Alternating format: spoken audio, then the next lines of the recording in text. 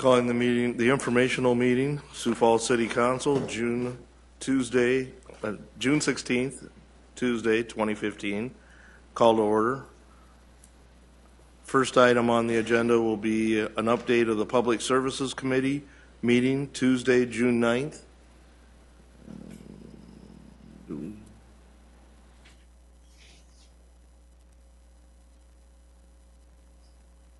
Christine, do we? Sorry, I was sleeping. Goodness gracious. Our council has been very busy today. It's been a busy day. I'm just looking through my notes here. Okay, so sorry about that. Public Services met. We discussed the subdivision ordinance. We had Mike Cooper come in front of us and give us kind of an update on the subdivision changes that they've made. We had been forwarding him a list of areas that needed some extra attention, and they reported that those have been taken care of. And if people are still having some concerns, to go ahead and contact us, and they'll look into them again. He plans to come back in the next couple of months to give us another update as far as just where they're moving forward with the access roads for emergency vehicles and getting to people. So it's moving along. I think we're all probably happy with it, and we'll just kind of wait for a couple more months to have another update. That's it. Thank you, Councilor. Next item would be a City Council open discussion. Do you have any items for open discussion? Okay. I would like to bring up one to start with. Last night there was a meeting with the Prairie Meadows citizens about annexation, and I've left a copy of what was given to those citizens on each counselor's desk, so that you can see what information is being passed on to those people in that area. I thought it was a productive meeting to start with, and I think there's still a lot of discussion to go. But the one thing that did really press on me is that, you know, they are talking a time limit out there. They have a grant from the state for their storm sewer, and that grant would run out in March of next year.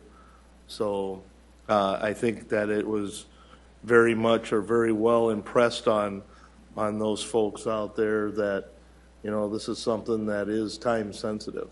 Councilman Jameson.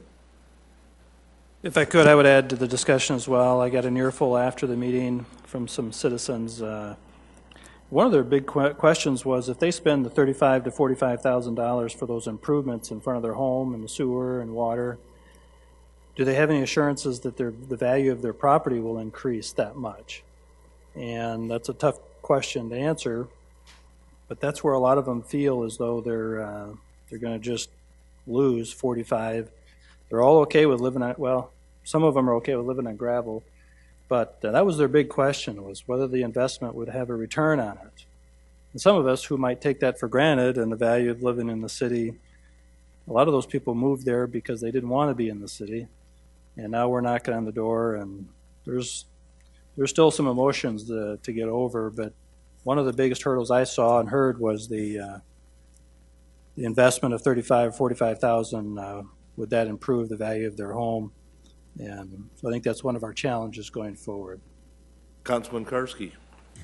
I think that's a valid concern on part of those property owners, but one thing that might be overlooked is, what value do you put on having an adequate water supply if you have a fire? Because right now those water lines out there, the fire hydrants are incapable of pumping enough water if there was a fire.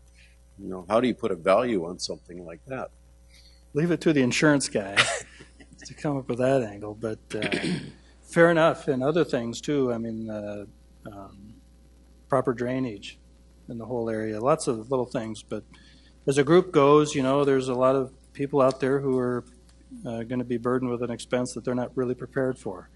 And so just some of the emotions that came out of it after the meeting when the presenters left and others left, I got to hear some of their pure feelings, I think. Councilor Urfenbach? I was just going to add to what Councilor Karski said. It's not just that idea of fire protection and water and those sorts of things, but it's also, what does it do to your home value if the city wraps completely around you and you're not part of the city limits, and you have those homes in there that are on gravel roads?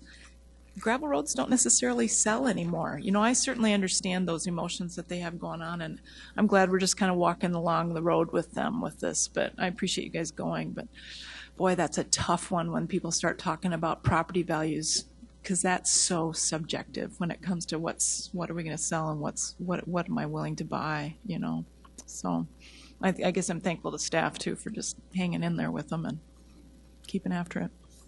Michelle, you did say it right. Walking along the path is probably the right way to say it, because because it does need to be a slow kind of ease into this concept for sure. And I think that's the staff has done really well. Mark Cotter, Mike Cooper were there. I think that's their intentions too. Yeah, that's good. I think that, if I may, I think one thing too that was very much and very well impressed on them is that, for the rebuild their storm sewer system, it's almost $1.5 million, and they only have a little over 800,000. So, for them to do this by themselves, the increase, that they would have to be paying for would be more, I feel, would be more than what we're offering here now. And, plus you throw in the $100,000 on storm sewer bill that's owed also for giving that. I think that, they've gone as far as they can in setting a precedent for what is going to happen in the future, and that basically one of the reasons why I wanted the council to see this is that, they very very may come to us and ask us for other changes to assist. So something to think about. Okay. Any other items for Councilman Jameson? I just want to update the council. You may have seen an email, but we had a meeting this morning with Mike Cooper, Tracy Turbeck, Sam Treblecock, and Sam administration. I guess it would be Sioux Area Metro's administration. We had a very nice meeting reviewing the details involved in the policies, procedures involved in the free passes for youth.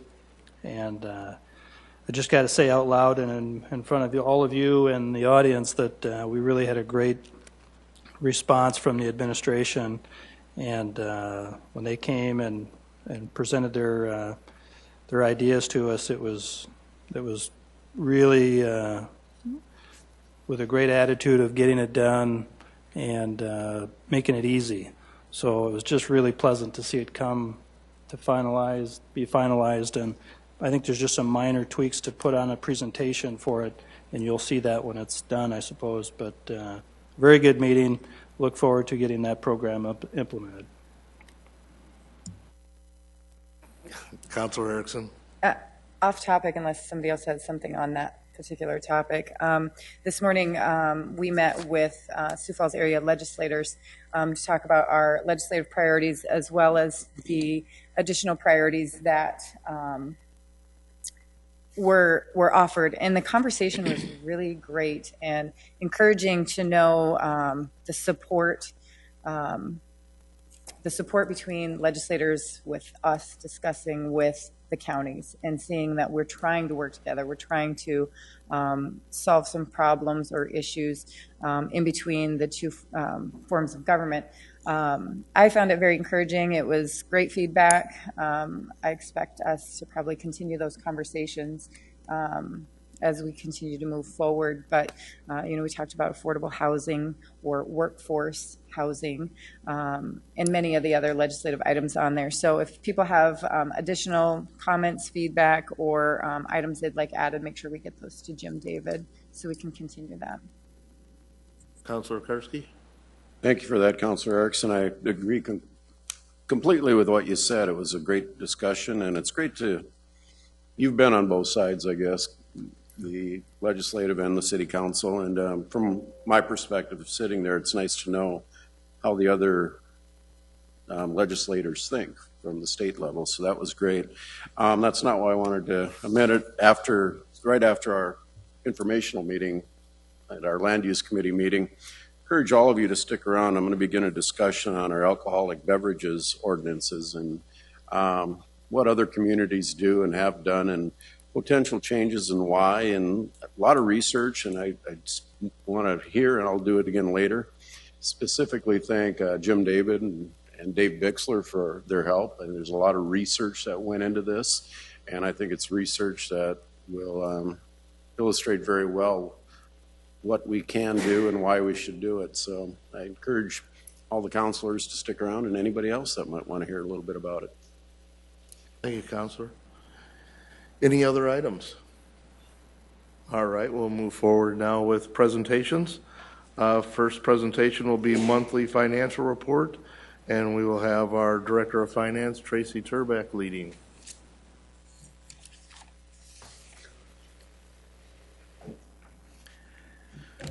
Good afternoon, Tracy Turback, Finance Office, with our May 31st, 2015 monthly financial update. As we have done every month for a number of years now, we'll run through some of the economic indicators and then touch on the general fund, kind of a snapshot of the general fund revenues and expenses through May. Looking at the local metropolitan statistical area here in Sioux Falls, we saw unemployment fall in April down to 3.1%. That is the latest information we have available. That reflects a labor force of about 142,600 people, with 138,200 of them employed. So that's how the 3.1% unemployment rate is calculated. And that reflects, or by comparison, April of 2014, we had about 136,900 people working, so it's an increase of almost 1,400 people working from a year ago, or about a 1% increase in the number of individuals that are employed in our MSA. As you can see, the trend typically, and keep in mind these are not seasonally adjusted numbers, so the trend is for that rate typically to fall throughout the first part of the year into the summer months, and then tip back up a little bit toward later in the year. And 2015 is following that kind of established trend that we've seen in recent years. Turning to building permitting activity, continues to be a very busy year in construction. You can see that so far through 2015, through May, we've been running ahead of last year, slightly behind 2013 for the first few months of the year. Through May of this year, we've issued building permits valued at just under $293 million, compared to about $249 million for the first 5 months of last year. That's an increase of about 17.5%. And as I said, we're running a little bit behind 2013. We're at about 95% of the value of where we were 2 years ago for the first 5 months. So again, all 3 years have been very, very active years in the construction, with the construction activity, and 2015 is certainly hanging right in there with the last couple of years. So good news, I think, from the economic standpoint in building construction. Looking at retail sales, our rolling 12-month growth rate through May of 2015, we've grown at 6.5% over the past 12 months. That compares to a growth rate of 6.8% where we were about a year ago. And you can see on this graphic it has gone up and down, and now we're headed back up again. It bottomed out. The low point there is at December of 2014. At that point, we were growing at 5.1%. So things have picked up this year since the end of 2014. And incidentally, I know I've mentioned this before, but we're growing at 6.5% over the past most recent 12 months. We need about 6.8% growth this year to hit our budget numbers, so it's certainly on track to hit or very, very close to what we've budgeted for this year. So that's certainly a a positive thing, particularly with the line headed up now. Looking at our entertainment tax, and we like to follow this, of course, reflects maybe a little more of the discretionary dollars rolling around in the local economy. Currently, the 12-month growth rate is at 9.0%. That's as high a rate as I think we've seen since in my time with the city. So it's certainly very, very impressive to see that kind of growth. It's, the rate 1 year ago was at 5.6%, which is probably a little closer to the longer-term average. But we're seeing some very, very solid growth since the end of 2014 as well. You can see that rate has picked up quite remarkably. That's again an indicator, I think, of some of the discretionary dollars that are available in our local economy. Looking now at the general fund, year to date for the first 5 months of the year, revenues, we've recognized $58.3 million in revenue through May. That's 40% of what we've budgeted for the year. A year ago, we were at 41% of budget, so again, we're tracking very close to what we traditionally would expect to be at with our revenues through May. Looking at the expenditure side, we've expended $56.8 million through May from our general fund. That's 38% of our budget. Last year, we were running at 39%. So again, very, very much on track with what we would expect to see. That does reflect a change in our fund balance of $1.5 million, an increase since the start of the year. That puts us at 31.7% of our budget. Of course, our target is 25%. One thing of note there is that the May is a month where we see a significant influx of revenue in the form of our first half property tax revenues come in May. So that's typically one of the peaks that we see throughout the year in our fund balance. It picks up in May because of that large inflow of revenue. So with that, I'll address any questions you folks have today. Questions from the council? Councilman Rolfing. Yeah, Tracy, thank you. It's a couple of things I look at here. And so that's a good indicator. It's a good indicator, I think, for many people to look at and see that the economy is doing pretty well here and people in Sioux Falls are doing well. The sales tax collection without audits, the 6.5%, you mentioned that 6.8 is what we need to meet our budget. Mm-hmm. Thought we had done budgeting at 6%, assumed 6% growth. And so would that take in that would mean without having to dip in any reserves? No, there's a couple questions in there.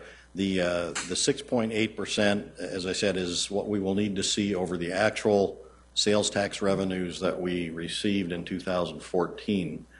And the reason it's higher than almost a year ago when we talked about the 2015 budget, we referred to our projected growth at 6%. Mm-hmm. That was based, keep in mind, we were only halfway through 2014 at that point, and we were projecting to end the year of 2014 at a higher growth rate than 5.1, which is where we actually ended up. So we started from a lower base in this year, so it's going to take a higher growth rate to hit that number.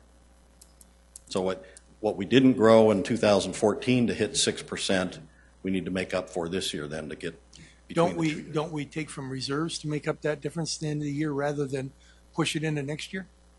Sounds like we push it in the next year instead of balancing out at the end of the year. Now, this is my, freshman year accounting. Well, yeah, from an accounting standpoint, we don't move revenues from one year to the next. I'm just referring to the rate of growth.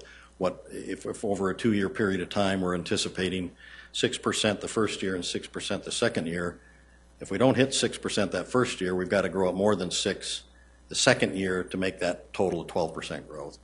So you're absolutely right. If we fall short on revenues, those dollars, if they're not made up somewhere else, either by lower spending or higher than anticipated revenues in another area, would certainly reflect an impact on our fund balance. And I'd be happy to sit down sometime. Yeah, you better do that with me. It gets a little confusing because of the timing. I mean, we start out the year with a budget, for example, this year of we're anticipating a 6% growth.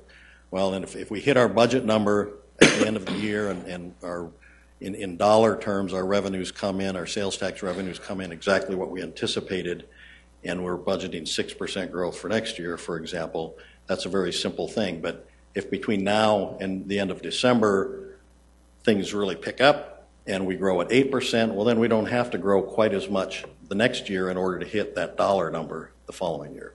If they come in lower than that, then we've got to see more growth in order to hit that dollar number.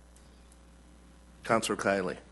Thank you, and you've partially answered my question, because I think year to date we're probably right in average of 6% or maybe just under, January through May. Through the first 5 months of the year, we're just slightly over 7% growth compared to the first 5 months of last year.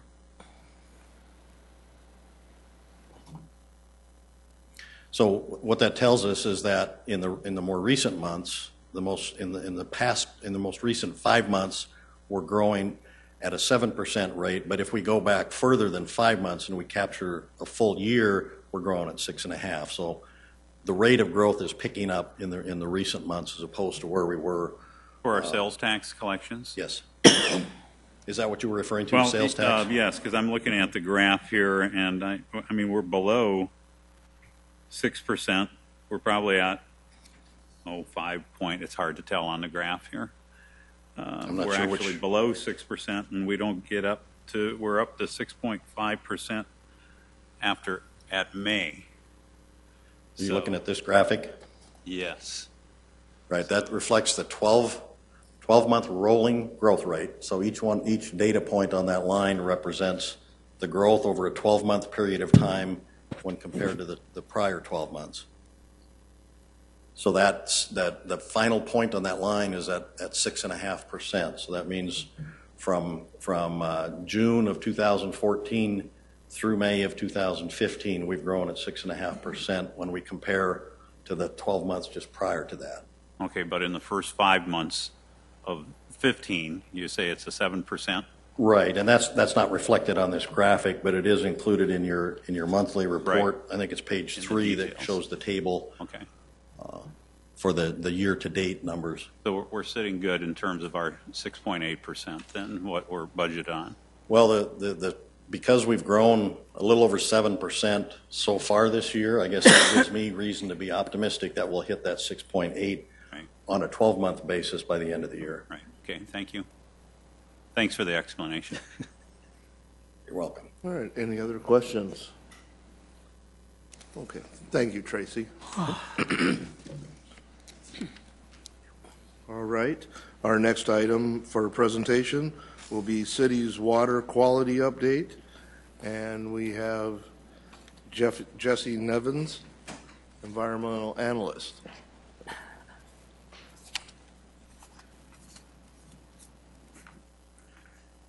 Good afternoon, Jesse Nyans, Public Works Environmental Analyst for the Environmental Division.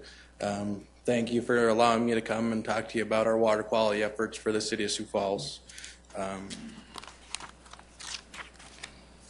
So the Big Sioux River is classified as impaired, and a lot of people ask, what is impaired?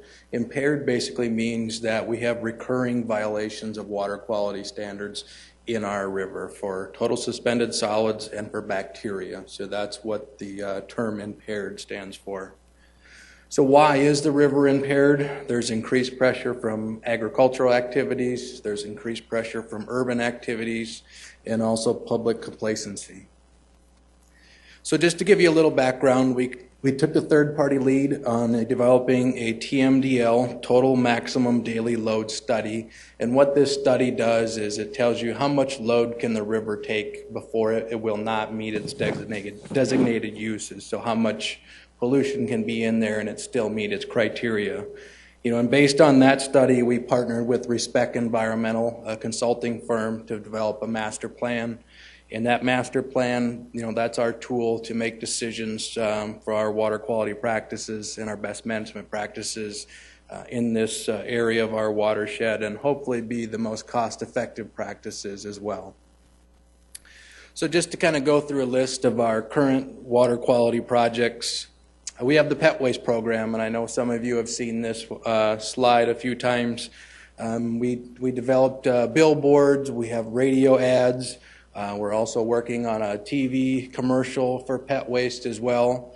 Just recently, we installed 24 pet waste stations at the area parks and bike path locations.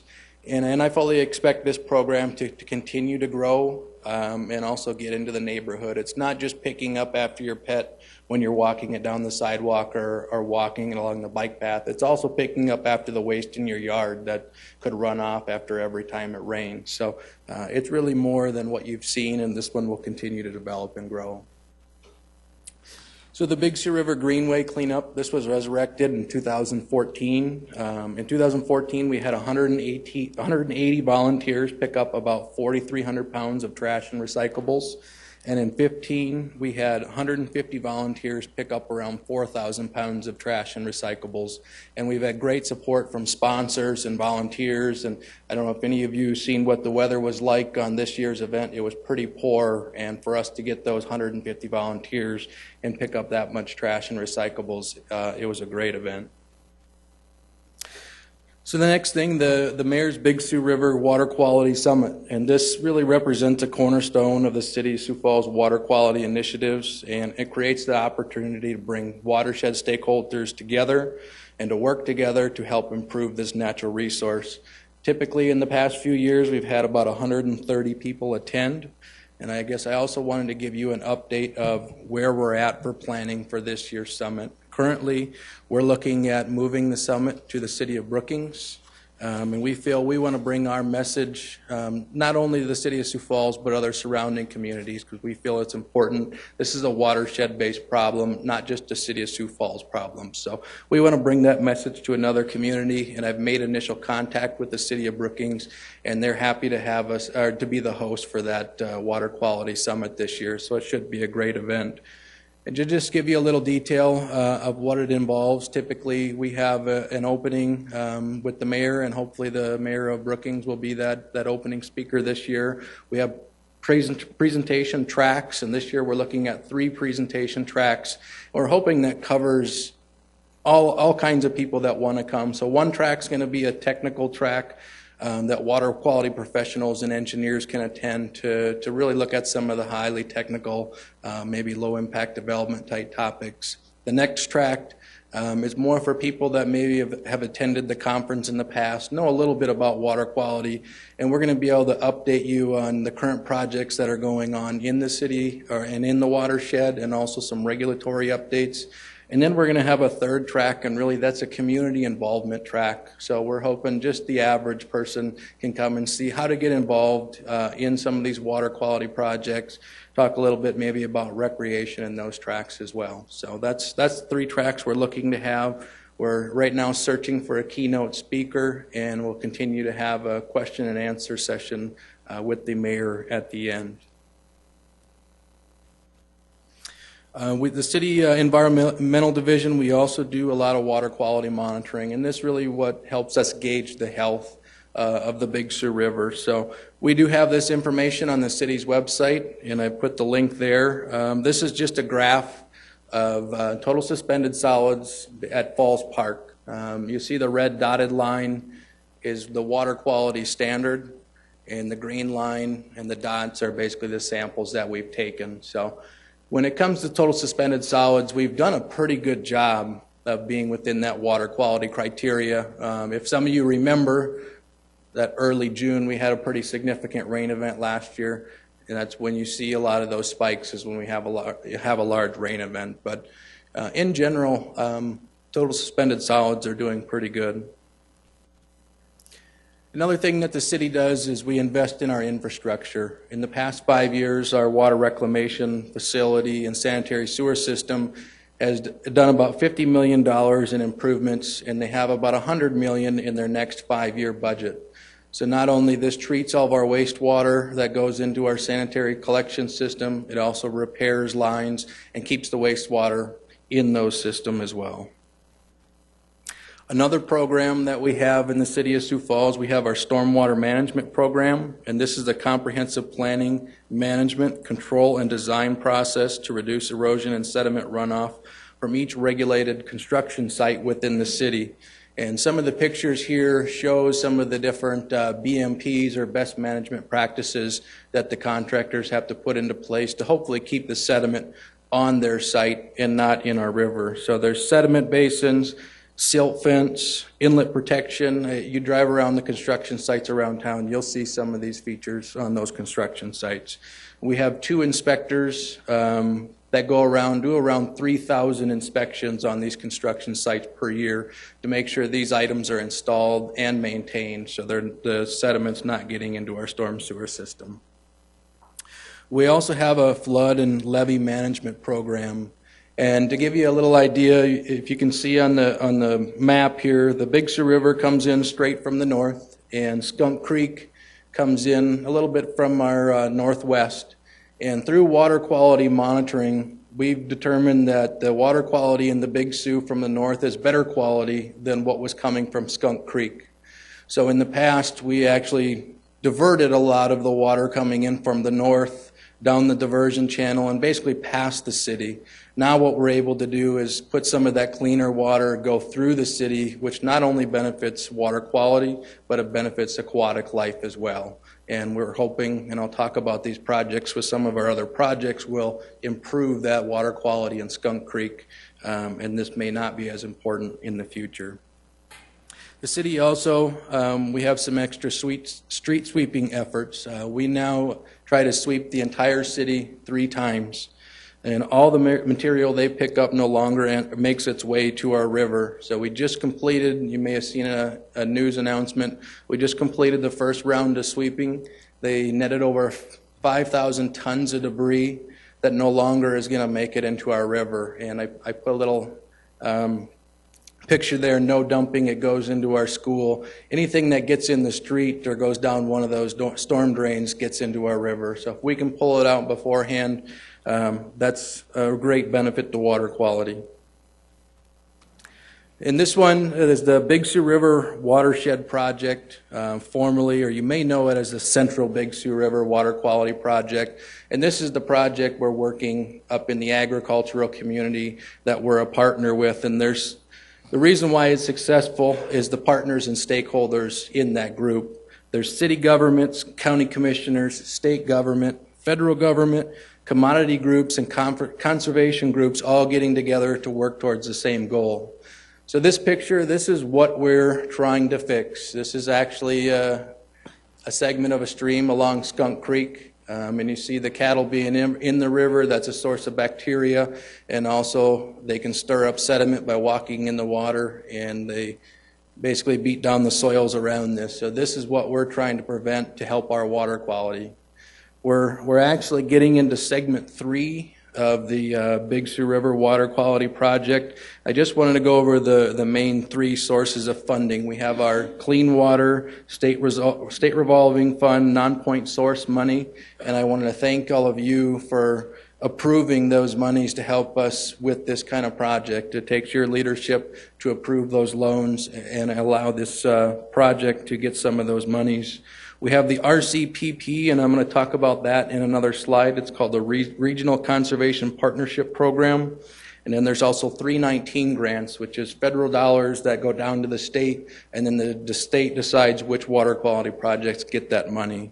And there's several best management practices that we're dealing with this project. I guess I just wanted to highlight 2 of them.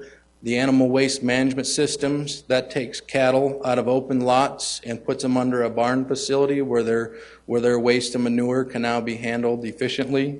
And we also have the seasonal riparian area management, and that is basically putting buffers along the creek. And I'll talk about that one in a little bit here too. But the RCPP, the Regional Conservation Partnership Program, this was a new program through the USDA's Regional Conservation Partnership Program, and it brings together partners to fix water quality. So our project was one out of 115 projects across all 50 states that received part of a $370 million pot. So the Big Sioux River Watershed Project, we got nearly $2 million for our project from this money. And one of the big reasons we were able to get that money is this requires a match. And those match dollars, we used our Clean Water, SRF, and PS loan money as match money. So we are able to get an additional $2 million into our watershed to help improve water quality. So that was a big win-win for Sioux Falls and our entire watershed. And want to thank the mayor. He did a presentation at that meeting, and that was in January when we were awarded that grant money. So here's the SRAM program. We call it the Seasonal Riparian Management Program. And I just want you to look at the pictures. On the top left is basically a pasture before it went into the SRAM program. And if you look on the banks, and especially on the right side of that photo, you can see how beat down the soils are. And anytime water flows over soils like that, you're going to get the sediment to run off into the creek and cause problems. And the second thing is we take the cattle off of that pasture, so now there's no longer a source of bacteria directly in the stream. So as you work your way from the top left to the top right, about 3 months after that first picture, you can already start seeing the vegetation grow on those soils, and basically this land is starting to heal itself.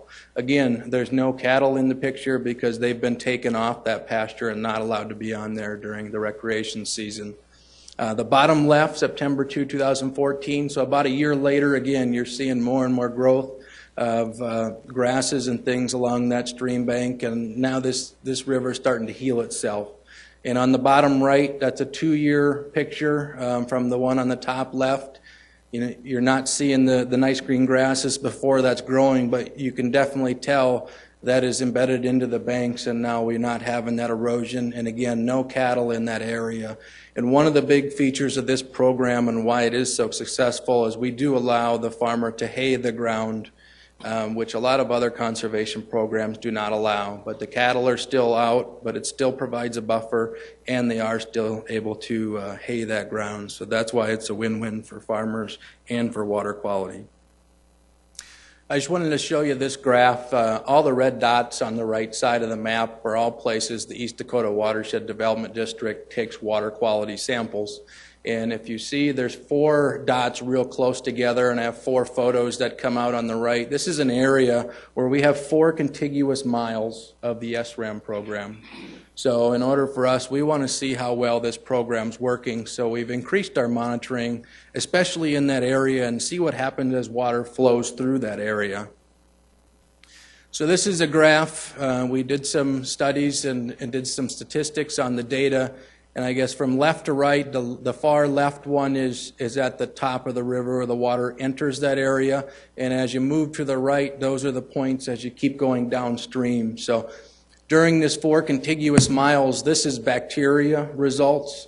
We're seeing a fairly substantial decrease in bacteria as it flows through these areas where we are able to put in this SRAM program. So we're actually seeing some great results from this program, and as more areas are continued to be put in, we're hoping to see even greater results, and we'll be able to take hopefully our city results from our area and actually see that same decrease coming into the city of Sioux Falls, but that will take a little bit of time in order for that to happen. But this is a real good deal. Just that little section has repaired itself that much. And the last project I guess I wanted to discuss with you, and this picture kind of says it all. It's the Targeted Urban Stormwater Bacteria Study.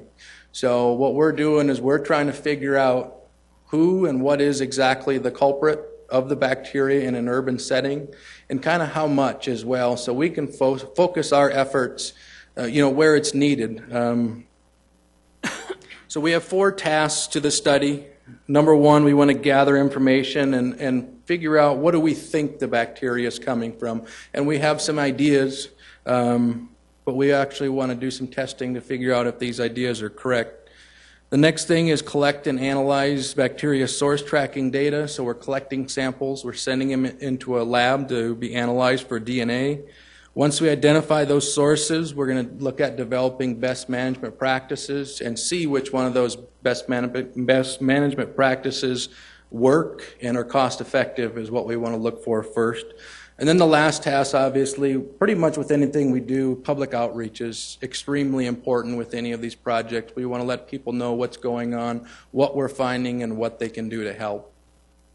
So this is the area we're focusing on for the first part of this pilot project. It's on the west side of town. around the 26th Street area, and it dumps into Skunk Creek about by Durham Park over there. We feel it's a really good representation of a residential neighborhood area, and we also have some previous water quality monitoring in that area to know there is an issue over there, so we feel like we can get good results from the project. So really how this works for the bacterial source tracking is we're collecting samples, we send them to the lab, and DNA is actually extracted from the samples. The next part's amplification, and that's basically comparing. They have dog DNA that they can compare dogs to. They have bird DNA that they can compare birds to, so they can figure out where it's actually coming from. We get the results back from the lab, and then we're able to put that together with some of our water quality results and come up with some of our best management practices. And this project just started this spring. In early summer, so we're still really waiting for some of those results where we can share some of those results and see what's going on in this part of the watershed. But it's a real interesting study. It's a real forward-thinking study. There's not a lot of people in the country that are doing it, but we feel it's pretty important to know where our problems are and what we can do to fix them. So our short-term goals, we want to expand on this urban stormwater project. Right now it's a one-year project, but we hope to continue it into the future, refine our BMPs, and look for practices that are cost-effective and help us reduce our bacteria. Increasing public education and awareness. We need to get everybody involved, let them know what's going on, and we need to get them to be involved in order to fix the problem. It's not a local problem, it's an entire watershed problem, so we need as many people involved. We want to continue to develop water quality partnerships with the Big Sioux River project. We've done a pretty good job of being a partner with them, but we're also looking to develop partnerships with the Friends of the Big Sioux group and others such as that we're all working towards one common goal. So also we want to look into low impact development. It's probably one of the next big thing in the next few years that's kind of coming down the road, and that keeps basically water on the site where it originated from and reduces the runoff of water. If we can reduce runoff, we reduce the pollutants that are washed into our river. And last, we're in the process, we're going to host the 3rd annual Water Quality Summit, Mayor's Summit, and that tentative date is September 10th. It's a Thursday afternoon. Just want to invite all the counselors here. You're welcome to come. I know I've seen some of you in the past and appreciate your attendance in the past. And please share that we're having that event as well. The more people we can get to the event, the more positive of an event it'll be. And last, we're all part of the problem and we're all part of the solution. So, any questions? Questions from the council? Councilman Kiley? Well, thank you. Good anticipation there. First of all, I'd like to say nice work. I mean, it's this effort. It's not a single effort that's going to make a difference, but it's a compilation of many efforts, some small, some bigger. Correct. Because I know that there's been some criticism about our dog waste and so forth, but I mean that's just a little part of it, and we do have to start at some place. Yep. Otherwise, we're not going to have the impact that we would like. What is the date for the Mayor's Big Sioux Water Quality? Do you have that? The Mayor's Summit will be September 10th. September 10th? September 10th, correct. That's a Thursday afternoon. We're working on an agreement with the Days Inn Conference Center in Brookings right now. Okay, great. And I have heard some of the ads, related to our public education efforts here, and they're very well done. So again, I congratulate you on that. And then it is good so that we're not just stabbing in the dark here as to what is the source of our issues here. The study, that's going to be great in the data collection there, so that kind of zero us in as to the areas that we need to concentrate on. Yeah, we do know we're a big source of bacteria in our river system, and it might change seasonally.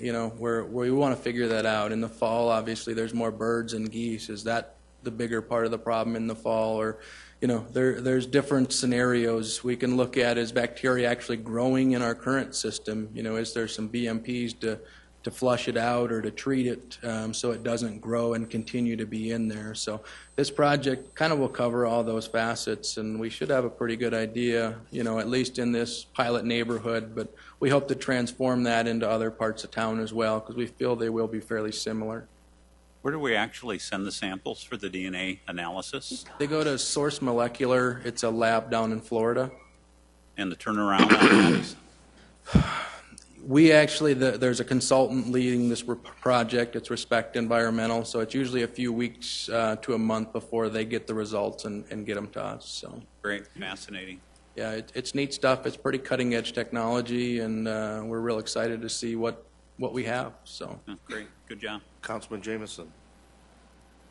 Thank you. Yes, Jesse, we're glad that you're on this. Something needs to be. So, couple questions for you. You don't have a sample from when the water enters the city limits and when it leaves, and what the difference is? we do have one. We take a sample at I-90, basically the bridge, and then we also take samples at the timberline, which is just past our wastewater treatment facility. So if you go on the web page, you can see both upstream, downstream. We also take a Skunk Creek sample because that obviously is a big contributor to what happens downstream as well. So we have 5 sites that we actually take samples from. It's I-90, Skunk Creek. We do Falls Park, the Bonson Avenue Bridge, and then the Timberline Bridge as the water leaves town. So the short story is when it enters, it's here. When it leaves, where is it? You know, it's really dependent on the situation. If we have a large rain event in the Skunk Creek watershed, and that's a major flow, it may enter I-90 fairly low, but it enters Skunk Creek high and enters the city high. So it depends where the water's coming from, how much we're actually putting through the city. It's kind of a complicated system to figure out, and just the system, the way we have it, it's hard to say this is what's up and this is what's going out. It's really hard to make that comparison because we have 2 sources coming in, and it's hard to combine those into one to compare a one-to-one comparison. So, Okay, and then that's fair. I think I get it. Then the other question is on your public awareness or marketing. How much are you spending on billboards and advertising? we are part of the Sustainabilities Program public education campaign. So I can't give you exact dollars on what's actually going to water quality, but I can get those numbers and provide them for you if you'd like them. I'm not sure her total budget is. I'm not sure what that is either. That's Jessica Lynch, and we just kind of come off of her budget with some of these water quality commercials and things. If you could, thanks. Yep, I can do that. Councilor Staggers. Yes, I think a lot of people, when they think of the Big Sioux River, they oftentimes think of downtown and seeing people canoeing or kayaking or whatever the case might be. And they're probably wondering, when are we going to get this cleaned up? Now, I know it's probably hard to give an answer, but can you give some insight as to what we could tell the citizens as to, when we're going to have the Big Sioux River, especially when they're thinking downtown and everything, when are we going to have this taken care of? I would love to be able to give you a date. It's been a long process, starting from when the Clean Water Act was enacted in 1972. So our water quality over the last 40-some years has improved, and it's going to take years and decades to come to probably meet those water quality criteria that the state has for us. We're definitely working towards it. I think we're going to see some improvements over the next 5 to 10 years, some pretty significant ones, but I can't give you an exact date on when we're going to meet those criteria. I wish I could. Councilor Rolfing. Yeah, thank you for the good report. This is really interesting, and I, as Mr. Cotter knows, I asked him a couple weeks ago about what it would take to just put a filter dam or a settlement dam or something like that up north, and he basically said, I can't even give you a price because it's off the charts.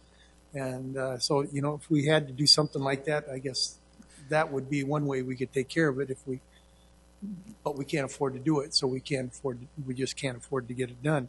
But it is important to get this river cleaned up, and as Councilor Stagger says, to get it, looking presentable, more presentable, and to keep the people safe. That's the most important thing. I have a simple question though. On one of your slides on page 4, you got this inlet protection thing. I see those things all over town, covering it. It looks like they cover up the inlet for the storm sewer Correct. water. That's to keep the sediment out and all the other junk out. It slows down the water, and typically they're going to be near a regulated construction site. So it basically will slow down the water. The water will go over the top of those, and the sediment will basically sit down there, and then the contractor is required to go clean those out after a rain event. So Okay, because I think I see them all over town, not necessarily by construction, but yeah. Maybe they just leave them there. it might be, done. yeah, some of them aren't picking them up in time. Road projects, all kinds of projects like that have those inlet protection devices. So Makes sense. Okay, thank you. Councilman Kiley. Just going back a little bit to cleaning up the river for our citizens and so forth, it'd be nice if it was such an easy task that all the water that's flowing in from north of the city was pure, clean water, but unfortunately, it's going to take an effort of not only the city, but all of the communities north of us, big and small, as well as the agricultural operations and other industry along the river. So it's not an easy task, and once again, it's not just going to be the effort of one community, but all of us that are using this. And we have a responsibility to the people downstream as well as the individuals upstream have a responsibility to those of us down. So it's a challenging, very challenging problem, but it's one that hopefully is gaining traction. yeah, correct. Typically, the water quality does not meet the criteria as it enters the city of Sioux Falls. So we're not, the only problem. Coming into us, there's also problems. So it's one of the reasons why we're focusing in that agricultural area in the Skunk Creek watershed. We've identified that one as, very significant source. So if we can get the water coming in cleaner, and then also do our own work in the city on working to get the water cleaner that we put into the river, then we can really make some progress. And again, I'd just like to make it clear that I'm not saying the blame is with others. It certainly is all of us collectively. Yep. I have a couple questions. Okay. On page 5, you showed a photo of some cattle there standing in the river. Basically, just for information, who controls the river water as far as setting standards and things like that? The state of South Dakota is in control of setting those standards for the water bodies. DENR? Or? Yeah, the DENR, correct. Okay. And then that's just for the water. Then how about for the water edges? Is there anyone who sets standard on, how far back these cattle are supposed to be? Are they supposed to be in the water at all, or? The edges of the river are really the property owner themselves. There's really nothing out there statewide that that there has to be a buffer or whatnot, and there's really nothing out there that says that their cattle can't be in the water. But like I said, we're hoping with this project, we're actually, part of that is putting in water sources where even if you have cattle that they go into the water to get a drink, if we can put an alternate water source away from the river, a lot of times they won't even go to the river because the water's better that they're getting out of a tank that we can provide that water source. But yeah, the farmer producer owns the banks for the most part. Okay. Thank you very much. Thank you. Okay. Any other questions or from the council? Okay, I don't see any. So with that, I will adjourn this meeting.